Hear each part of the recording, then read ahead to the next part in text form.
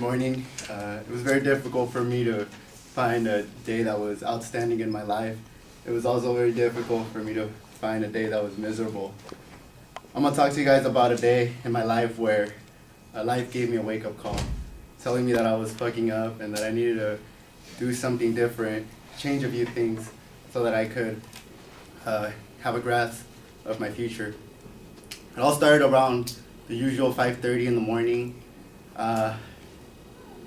I realized that I had set up my alarm clock for Labor Day, and so I decided to go for a little jog around my block. When I got back, I hopped in the shower, got ready, got out. I realized that somebody had texted me in the morning, early in the morning. It was my friend Michael. He asked me if I could help him clean out his garage. Thought about it.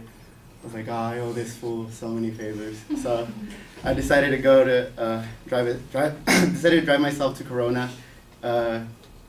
I helped him out, left his garage sparkling clean. Once we were done, he posted a bunch of shit on the internet he wanted to sell on Craigslist. Thought nobody would buy it because it was ugly shit. Anyway, we got done around 2:30 in the afternoon. We decided to watch that movie Friday by Ice Cube and Chris Tucker. We ordered some pizza, and we gave ourselves the objective of finishing a box of 12 cold, delicious Coronas.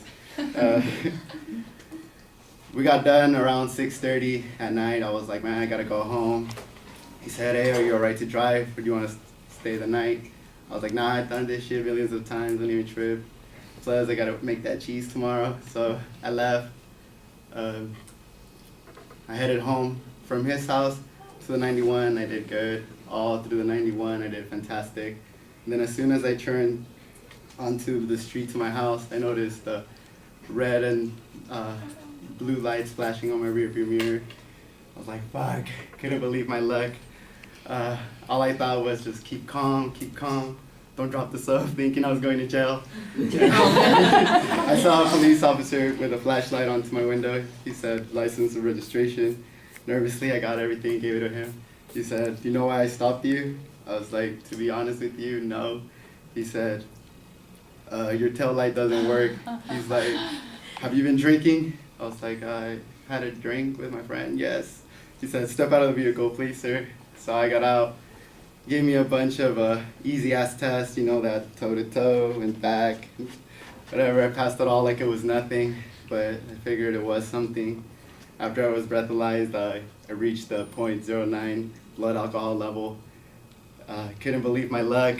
Went to jail overnight to sober up. Hands down, the worst 12 hours of my life. It was like going to detention all over again in middle school.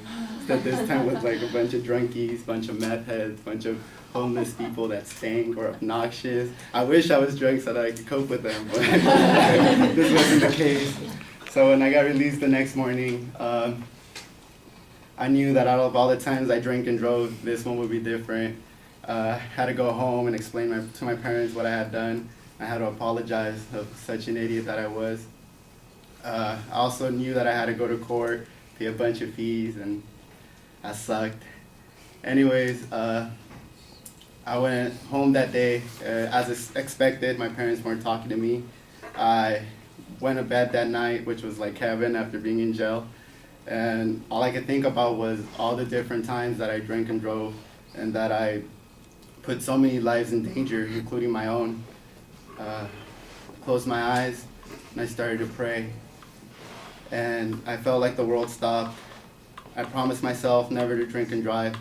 I promised myself that I would never overexceed my drinking limit. And I also promised myself that I would get back into school and overexceed in knowledge. I want to break the ongoing family chain of not finishing high school or not finishing college. And I guess the moral here is just to find a bad habit that you have and tackle it before it is too late, to conquer it before it makes a huge dent in your life. Thank you.